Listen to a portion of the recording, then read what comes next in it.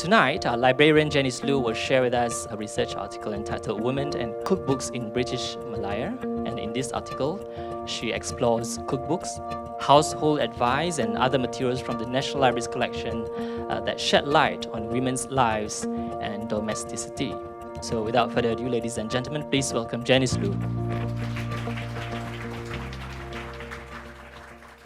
So the cookbook kind of emerged out of the larger process by which knowledge that had for a long time been passed down from generations to generations in an oral form came to be captured and disseminated in print. I will start with the Mem's Own Cookery book, which is actually one of the highlights of the print cookbooks in our rare materials collection.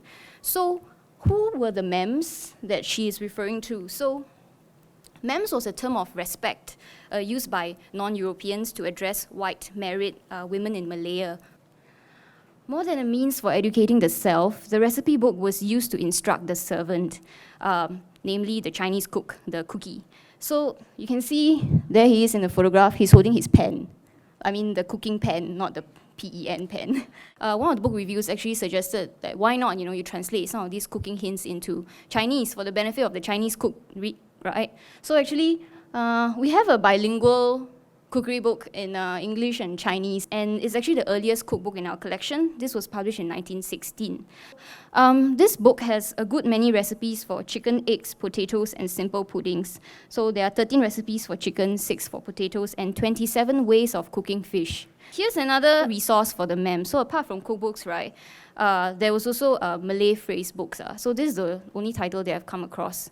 So there are a few pages devoted to meals, how would you order them in Malay, what kind of instructions would you give? For example, it says here, I want to inspect the kitchen today. Ini hari, saya mau perkan dapur.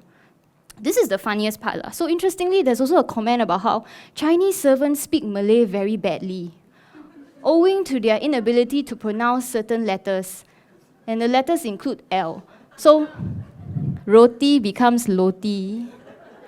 So next, we move on to the Young Women Christian Association cookbook, which I'm sure many of you are familiar with. So unlike the other cookbooks that we were looking at previously, which was based on the experience of a single author, this publication is the result of a collective effort and is testimony to the kind of community networks that women had.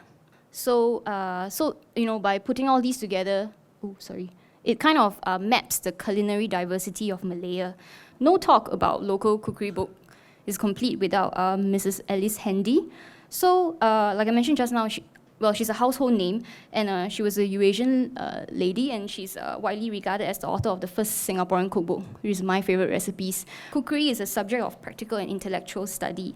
It is a science that is common and useful to women regardless of race or class. The cookbooks also mapped the culinary heritage and dietary habits of different communities in Malaya and enabled cultural exchange. It's so interesting to go back to the history of our local cuisine, or the Mam's cuisine. Yes. What are the chances of these books being replicated?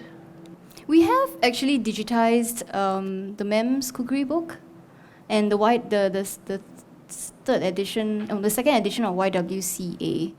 So you can try and look for them on BookSG.